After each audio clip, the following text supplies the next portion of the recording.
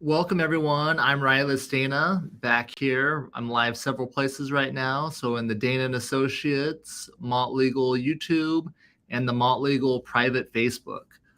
I got a very special guest today. I have the LA Probate Expert, Mr. Bill Gross. Let me bring him on here. Welcome, Bill. Thanks for joining us. Thanks, Wes. Thank you so much for having me. So we connected. I became aware of you, I guess, through social media. And as an attorney, as a probate attorney, I like working with real estate investors because oftentimes you're finding people that need probate, and really we're kind of doing gross. similar. So there you go, playing some videos. I'll just tee it up. So. But tell us about yourself. So you're the LA Probate Expert is your website and kind of your title. Mm-hmm. Yeah. So tell everyone a little bit about how you became the LA Probate Expert. Sure. So I'm not an attorney. I'm a real estate broker.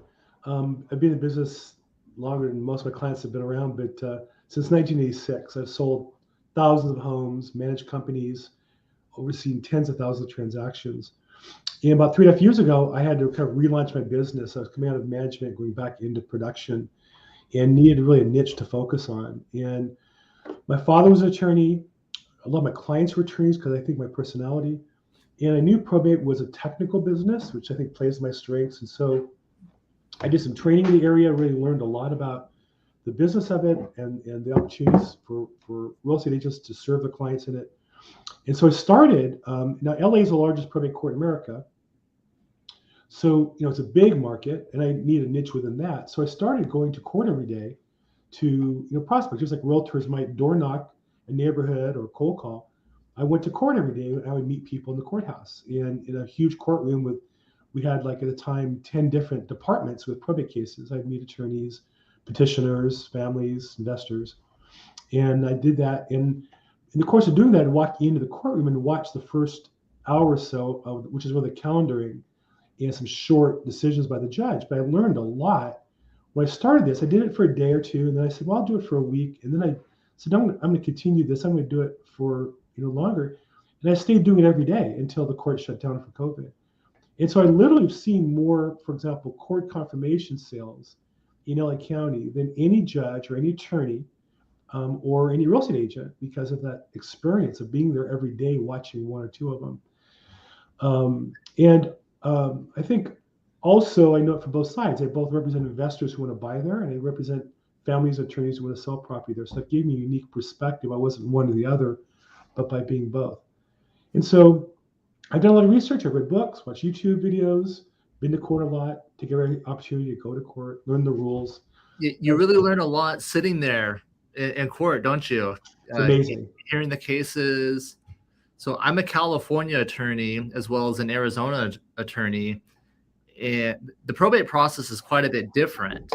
It's a lot more of a pain in California. And that's one of the things I hate in California is, so in California, they have to have a hearing to open the probate. And they're so crowded, especially LA County. Your 9:30 hearing, you got to be there at 9:30, but they might not get to you until 10:30 or 11. Right. So welcome to Los Angeles. Yeah. No, I will say, I've been in other counties as well, Orange County, San Bernardino, Riverside, the neighboring counties. And I'll say that in some regards, they're a little more efficient in certain parts than others. They've responded to COVID, I think, really well. If your paperwork's lined up, you don't need to show up at the hearing. They'll, recommend for approval. That was new in COVID, and they're staying with that. I think they're going to continue that. So if the paperwork's done right, a lot of things will get approved without having to go to court. They're anxious to keep you out of the court building. So that's changed, but yeah, you learn a lot watching. I think also how to address the court. There are times that, rarely when, a judge will ask me a question on a court confirmation, and I know how to address them properly because I've been in court so many times, and the judges have come to recognize me because I've been in enough cases. We recently had one where the judge said, "Oh yeah, Mr. Gross has that changed all the time, and that's okay." It's nice to do that. So I've spent a lot of time in the courtroom. My goal when I go to court is to not get yelled at by the judge. I'm probably 50-50. But yeah, it is nice that you can do it electronically. Let's talk about some of the basics of California probate, because for the investors, there's probably a lot of investors that are watching. Those watching live, feel free to leave your comments, what you'd like to hear about. If you have any questions for a California realtor who specializes in probate and a California attorney. But a lot of times people will come to me, investors, and they want to buy a property, but it needs a California probate. Right. And the question is how do you lock it up before probate? And really you can't, right? It's kind of hard because there's technically no one has the authority until you actually do a probate and get someone appointed. Do you have an answer to that question, or have you seen people struggle with that? Like if they've identified a property they want to buy, but then the title is still in the name of someone who's deceased. Right. So I do work with investors who will sign a contract with a prospective heir at that point, right? They're not an heir even. They haven't filed. They're not even listed as an heir. They want to inherit the property and they want to sell it. But they'll write a contract knowing it's not binding. And they'll tell the customer it's not binding, but we're going to help you through the process.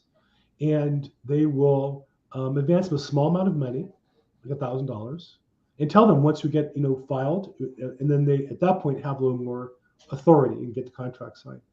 So I do know that people who kind of roll the dice on that. And I think that's why, when I saw you right away, I was attracted to your business because, when I started, a lot of real estate agents fantasize about cold calling attorneys to get business. The truth is most attorneys that do probate don't do that many. When I download the file records in Los Angeles County, 95% of attorneys have done one or less probate in the prior 12 months. So they don't really know what they're doing for the most part. And I'm not saying to knock attorneys. They're generally smart people and they're well-read and they're, but for whatever reason, they'll take cases that maybe they might not. And so that's why it's important, if you're going to be that investor, you can't just take the case to add an attorney. You got to take it to a probate specialist. And that's why I see you working with some big time wholesalers. But whatever trades on here, I think you need to position yourself as an expert and be able to deliver that probate, the letters as quickly as possible. Because if you don't, it gets continued and continued. One thing I can tell you about relationships, the longer it goes, the worse it gets. Between the heirs, they're going to fight the longer it goes. And that heir you're talking to is just going to be less enchanted with you the longer it goes. And so timing is really important. Yeah. So another requirement in California is the probate referee, the appraisal. Yeah. So we don't have to do that in Arizona. So they call it a referee, but it's basically just a glorified appraiser, and they're appointed by the court. Now, it varies county from county. Some counties, the court will assign one to you, and other counties you get to choose. Do you know how it works in LA? Do they let you choose one off the list, basically? They randomly assign it. When your case is approved, the judge turns to the clerk, and they randomly pick one, and they assign it right there. Yeah, and I haven't done too many California probates, to be honest, because I've done enough to know they're a pain. But the referees that I've worked with have been pretty salty. Is that kind of how it goes? Is that a lot of them that they're I don't know. I think the nature of being a real estate agent is I have to get people to do things they're not going to get paid to do for the benefit of my client, right? I think some of the attorneys, you get paid either way if you're billing hourly. But for me, I only get paid if I get the deal done. And so it can be, but yeah, I think I've learned the referees, not the realtors. I mean, those the referees. So I would say the referees, my experience is, has been they're salty, but then I just stop and say, well, let's think about who this person is. And frankly, what I've learned is I call them right away, leave a message with the file number, with the property address. They'll never pick up, just how people are. Send them an email with all the details of what I want. And usually if I call back the next day, they have all the information. If I'm polite, I find they've been really responsive. So I would say their information is public. They're on, in California, there's a list of approved referees by every county. And if you know the name, you can have their email and phone number, and you're welcome to reach out to them. I find if I approach them that way, they've been, for me, cooperative, as a general rule. There's been the occasional guy who's been sick or fell behind, certainly during COVID, I think, and a lot of people, I think, use that as an excuse. And let's just be honest. But by and large, I find if I treat them with respect, look, you say they're glorified appraiser. They're not even doing an appraisal. They just drive by. They don't measure the property. They don't really pull comparables. So it's not that hard to do the real estate. The probate referee, they have to do a variety of material, jewelry or all kinds of other collectibles. Those are hard to do, but the real estate for them is pretty simple. And I find if I give them the information, I give them the comps, I show them the MLS data, I feel they're glad to get what I want, and I'll move on my way. So do you help them with the MLS comps then? And definitely, once we're signed, I'll set, just like any other appraiser, make their job easier. I'll just pull comps, especially if we have a number in mind. I know the property better than they do. I've often been inside of it, so why would I not know more than them? As long as I'm being honest, I don't think I would try to encourage one to do something that was dishonest. But things like getting a date of death appraisal. If I have a full appraisal, I'll send them a copy of it. Or and the other thing I think they like to see, common misconception on court confirmed sales, you have to sell the property for 90% of the probate referee's report. So if the probate referee says it's $500,000, you have to sell the property for at least $450,000. So what do you do if the appraisal comes in too high? Let's say he appraises at $600,000, he can't sell for that. Well, I find if I list it for 30 days and I send him an email, attach my MLS, I list it for 60 days, I attach like I would a client. Here's how many views I've had. I haven't had any offers. They'll adjust it because I'm giving them data on which they can rely. So again, I think if my experience with them is if I work with them, they'll come through. And I think as an attorney, the mistake I think attorneys I've seen make is try to work with a probate referee. I think that's my job as the realtor. I'll do a better job with that because I deal with appraisers on every other file. And they're even harder to work with, I think, than the probate referees. So I would definitely would encourage my attorneys I work with to let me handle that for them. Yeah. So if a wholesaler gets a property under a contract in California, there is going to be that referee that's giving some sort of value to the court. Mm-hmm. So that's where it can be troubling, what I hear, if you don't list it on the MLS, right? So if it's not, if they sell it, for less than that appraised value, it's my understanding that most judges don't like that, right? You got to explain, why you're, why you're doing that. There could be reasons, if there's timing or the condition or other things, but. So there's a saying in sales that, sheep get sheared and pigs get slaughtered. And I think investors who try to, be piggish on a deal, they don't last the business long. I think that if you're an investor on a deal, you have to be reasonable on the estate. But my experience again is, again, the probate sale, if it's not a court confirmation, that's only 10% of them. Then all you're doing is you file a notice of proposed action, and then you're closing 15 days. If nobody's objecting, the judge is not going to object to it.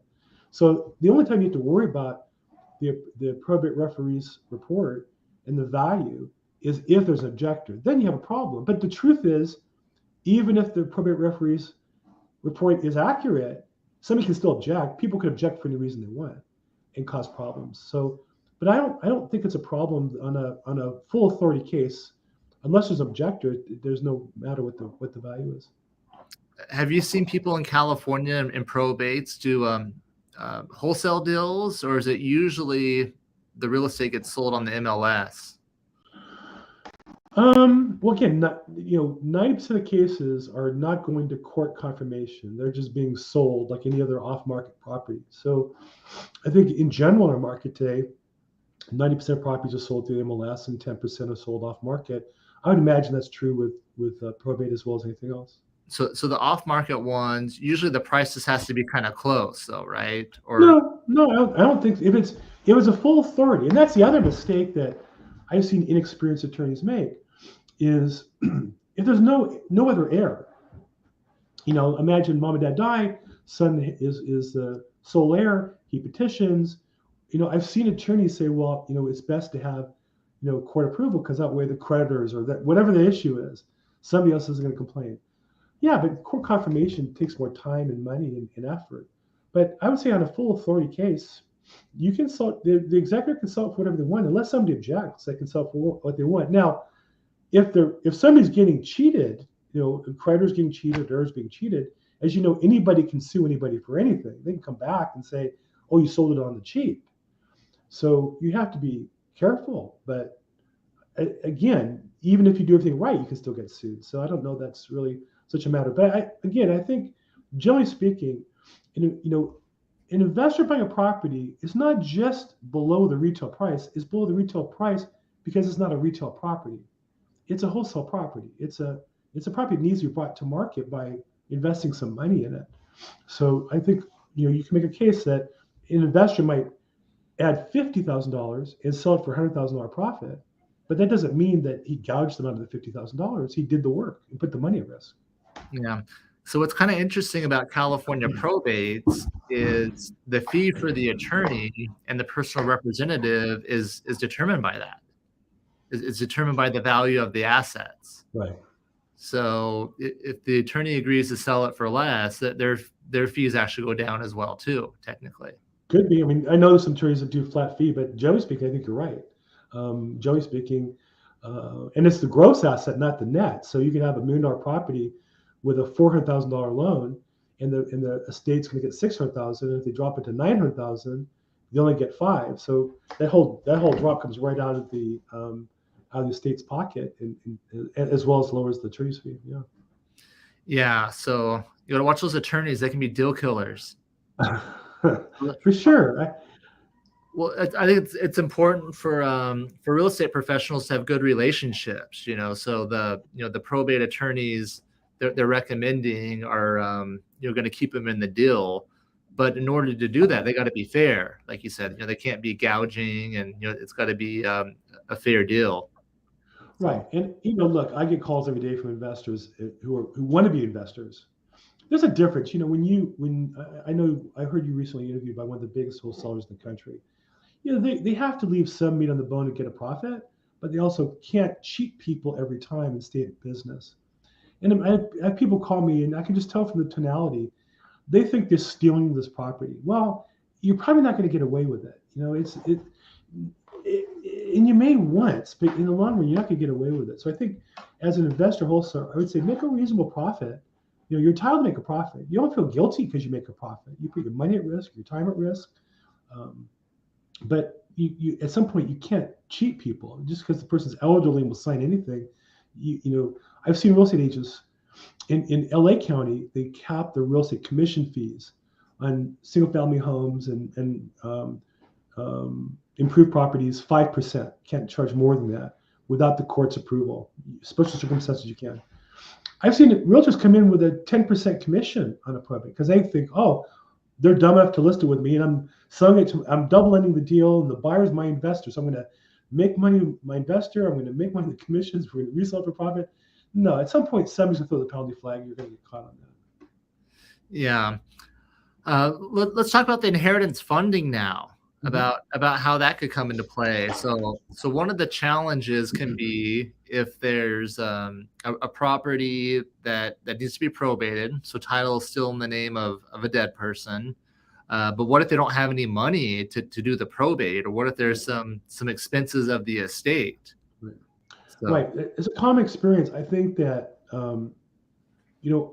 most people choose kind of the higher, richer end of the real estate market. Bigger commissions, bigger dollar amounts, maybe easier working conditions.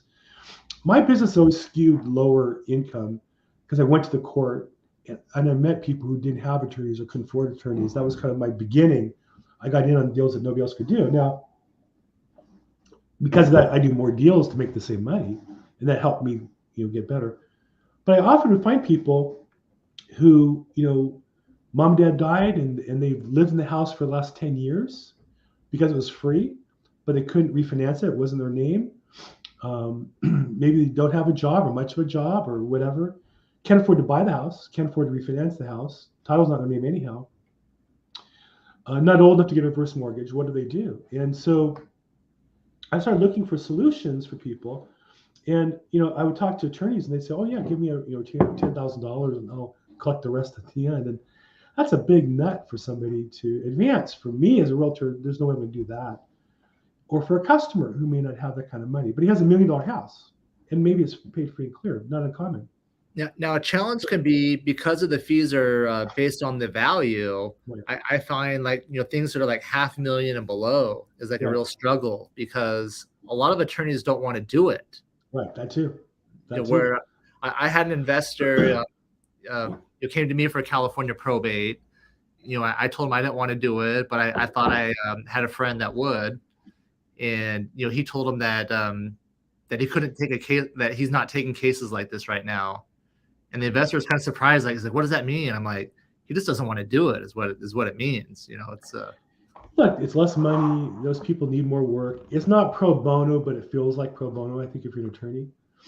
And what's hard too is a lot of times they don't get paid for like a year. So it's like they're going to get into a big mess, right, and they're not going to see anything, for at least a year.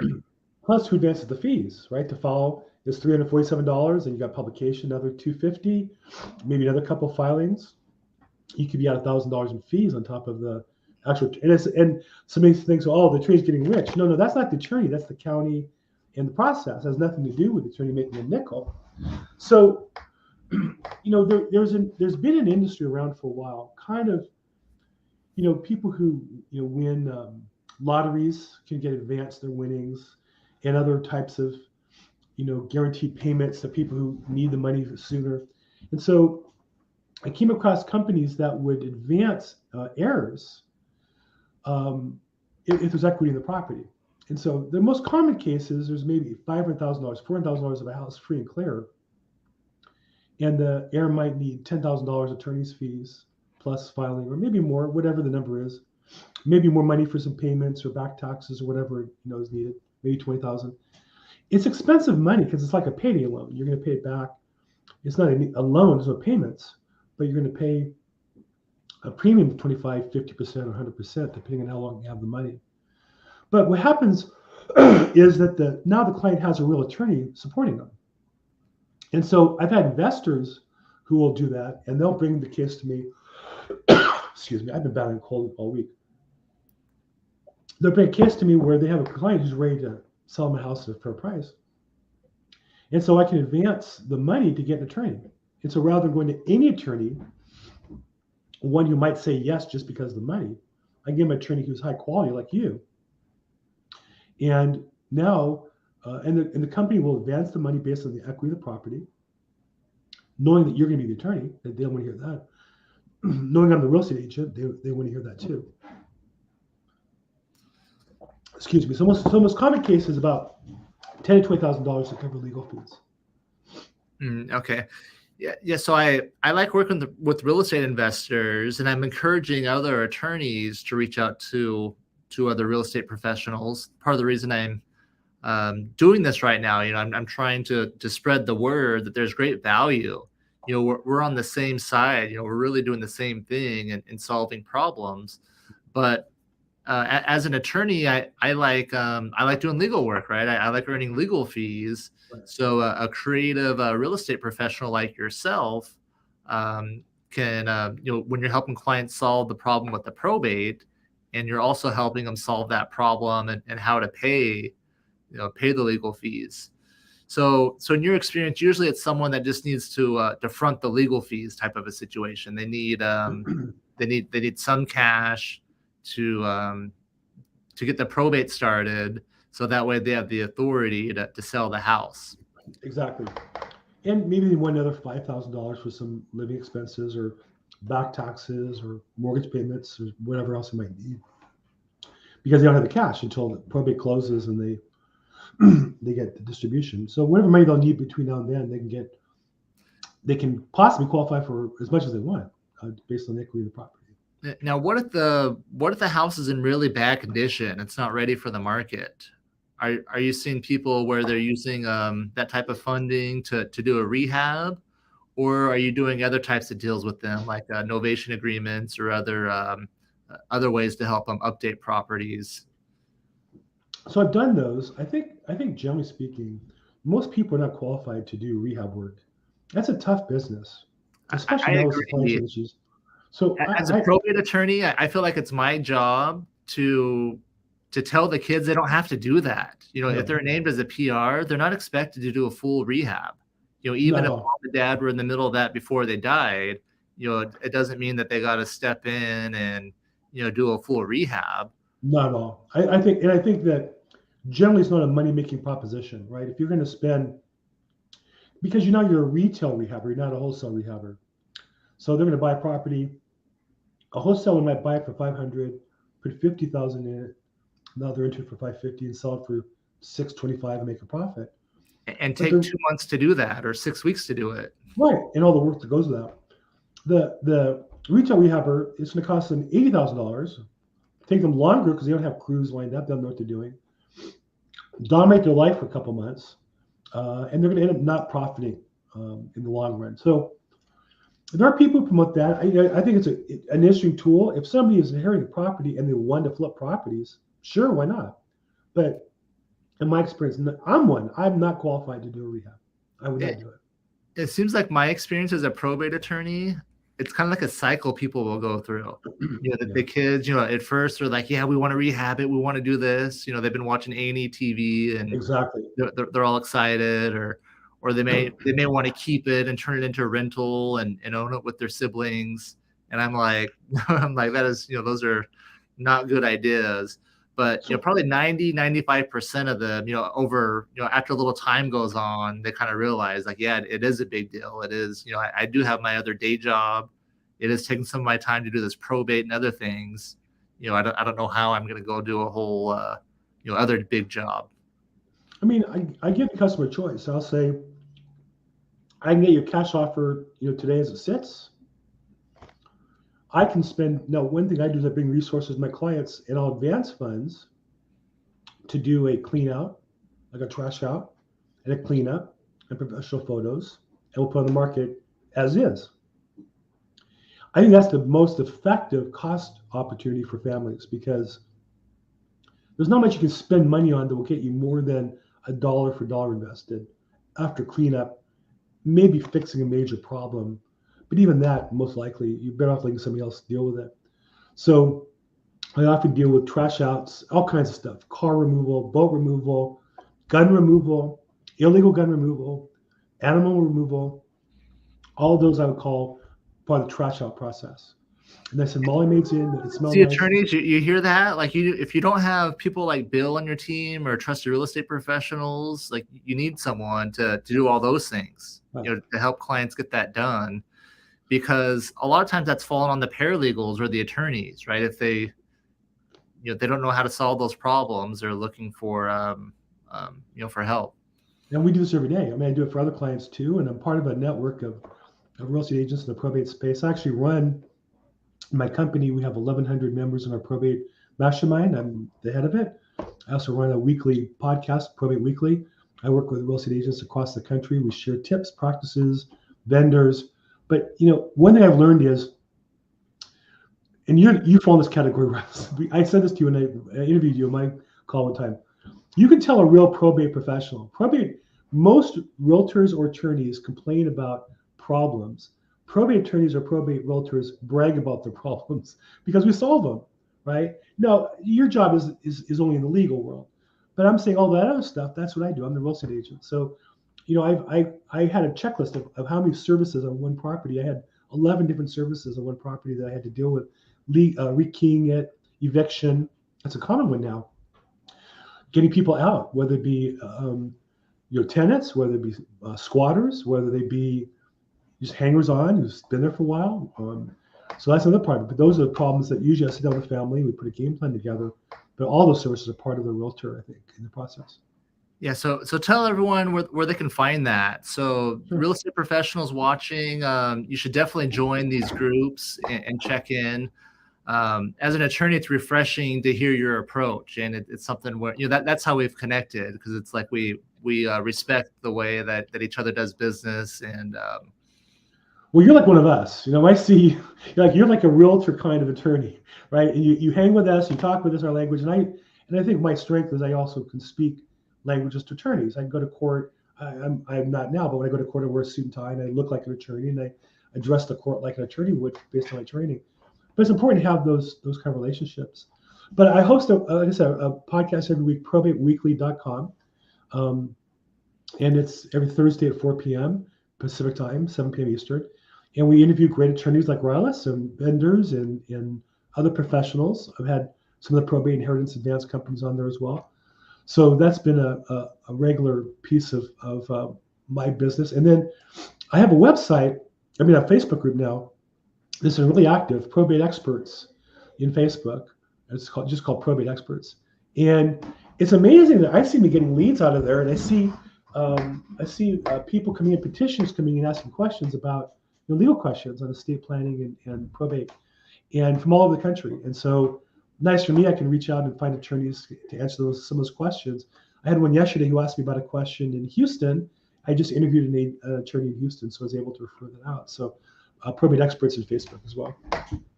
Nice. Well, thanks for your time today, Bill. I appreciate it. I guess any other tips, any other closing, any closing thoughts for us, for real estate professionals and attorneys out there? Maybe a word to the attorneys. Anything you can recommend to attorneys to make it make their life easier? And the one thing I would say to attorneys is, like all businesses, we all like to do the part of our business that we think of ourselves as in our trade. The challenge for attorneys is, you're a business, you happen to have an attorney, as the main employee in your business. I think the thing that interested me about you, Rilus, was the way you run your business. You are an attorney, but you also have this business and these other enterprises that showcase your talents as an attorney. And so I think as an attorney, you have to think about, how do you generate business? How do you bring customers into your business? And what relationships are you creating to do that on a regular basis? And so sometimes we just kind of take things as they come in, but I think if you're strategic about it, you can create the business flow that's more effective for you, get more referrals, and ultimately make more money in less time. Yeah, so I've been preaching to attorneys that they shouldn't be answering their own phones, they shouldn't be drafting their own documents. They should be outsourcing those things. And the time that they're saving, they should be working with professionals like you, networking with other real estate professionals, or really real estate professionals. There's so many that we can help each other, and that's going to improve their business. If they're answering their own phones and drafting their own documents, I feel like they're missing big opportunities just to expand their business. Well, the challenge is, how do you start making money when you don't have it coming in, and just by delegating. And on the other hand, then you just have to commit to doing whatever you have to do to generate that business. Unfortunately, my wife's had surgery and need to go to the doctor's regularly during work hours. And I said to her, look, if you need me to take you for safety reasons, or you need me to go as your husband because you need me emotionally, I'll take you. But if it's just driving you to the doctor's office, let's use Uber, because I make a lot more per hour than an Uber driver. Now, that does two things. It sounds good when I say that to my wife, but it forces me to work those hours to make a lot more money. I think my billable rate might be low for an attorney, but I have to average, to make my goals for the year, I have to average $300 an hour over 2,000 hours in a year. So I think of each hour block as, this is worth $300 or not. And like you say, answering phones doesn't make sense typically. Certainly phones that are not identified. Now, if I see a caller ID coming, it's you, I'm going to pick up the phone. That makes sense. But definitely you have to think your business as a business first. And that, I think, will give you the freedom to give better service and better legal advice, if that's your goal, to your client. Yeah. Well, thanks, Bill. Thanks for your time today. I appreciate it. And you guys can leave comments for Bill if you have any questions there, or check out his groups as well, and his live streams. And I know I like to join those when I can too. And always great conversation. And I've learned lots in there of just ways to interact with attorneys and families going through these problems. Well, thanks so much. It was a pleasure. All right, we'll see you later.